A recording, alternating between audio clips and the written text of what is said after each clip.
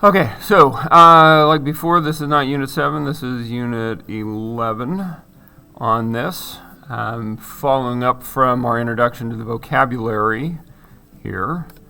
Example, complete the exponential growth table for the given data, identify the growth factor and the initial population.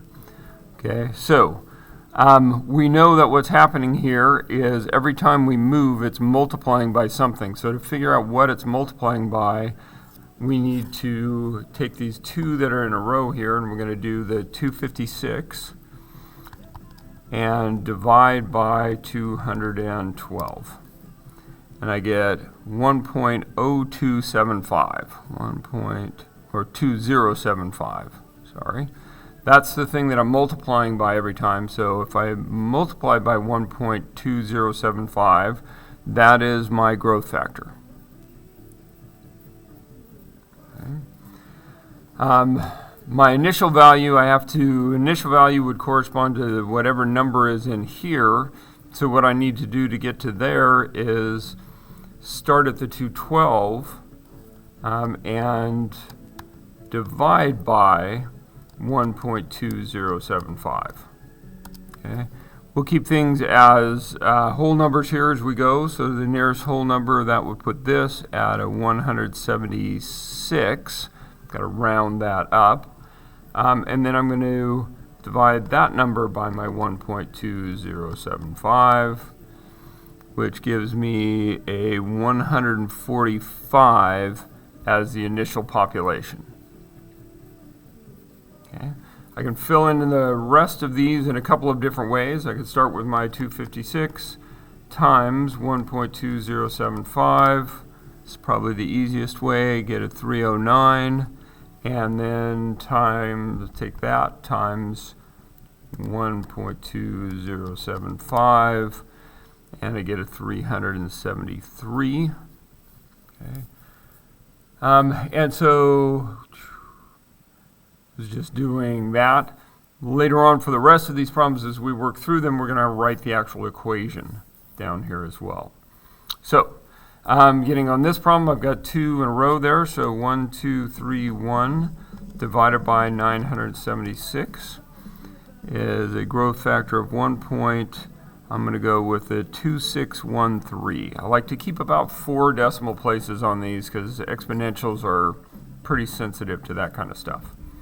So 1231, I'm going to enter that. I'm going to use my calculator trick here, 1.2613. Gives me a 1553, and now I can just hit enter and grab the rest of these, 1958, 2470, and 3116. My initial population was the 976. Okay, 395 divided by 326 gives me a 1.2117. So I need to start with a 326 divided by that 1.2117 to back up one place. That takes me to a 269. And now we'll go with the 395 times the 1.2117. Get 479 times 1.2117 is 580.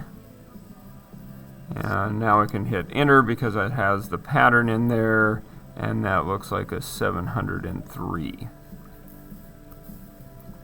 Okay. 176 divided by 173. That one gives me 1.0173. 1.0173.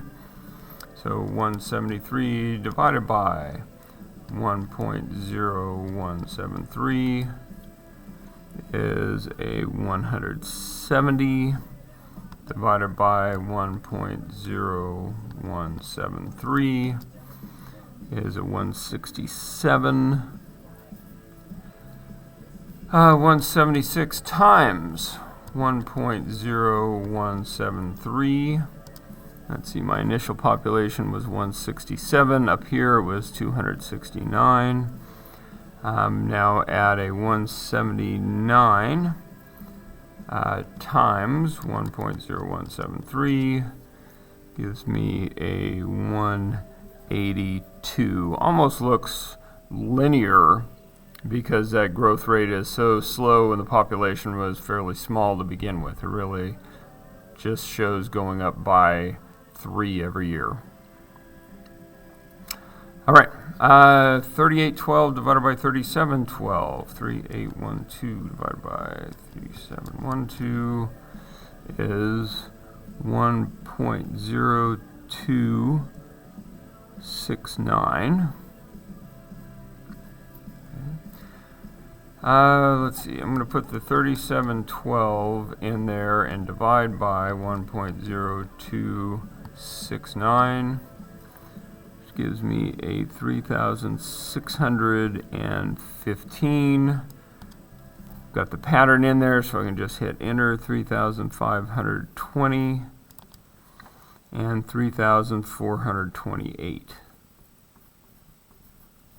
Okay.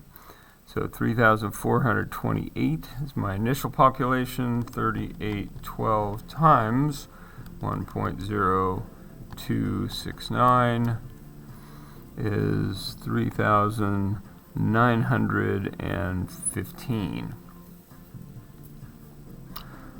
All right, a couple more to go. 1753 divided by 1721 is a 1.0186. So 1721 divided by 1.0186 gives me a 1690 after the rounding. Going into the negatives, still the next thing, no big deal. 1659 and 1620. And then we need the 1753 times 1.0186 is 1786. Initial value was 1,620. Okay, last one, 803 divided by 746 is 1.0764. So 746 divided by 1.0764 gives me a 693 and an initial value of 644. 803 times 1.0764 is 864 and 930. Okay, so now finally putting this together with the last worksheet that we went on. If we know the initial value and the growth factor, we can write these equations. So for the first one, my initial value was 976. Growth factor was 1.2613 to the x power. The second one, initial value is 269. Growth factor is 1.2117 to the x power.